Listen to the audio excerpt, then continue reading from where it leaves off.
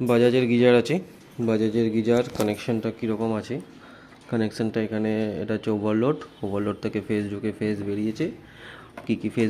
কী রঙের ফেজ বেরিয়েছে, ইয়েলো আর হচ্ছে এটা একটু পিত্তি কালার টাইপের আছে। এটা ফেজ ঢুকে ফেজ বেরিয়েছে। কোথায় ঢুকেছে, ঠিক এই জায়গাটাতে ঢুকেছে। এটা হচ্ছে থার্মোস্টার আছে, থার্মোস্টারে ঢুকলো আর একটা থার্মোস্টার থেকে বেরিয়েছে, ঠিক আছে।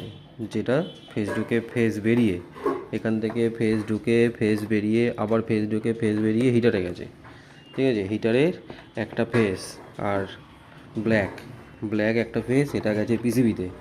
এটা পিসিবিতে গেছে, তাহলে সার্কিট এটা কমপ্লিট হলো।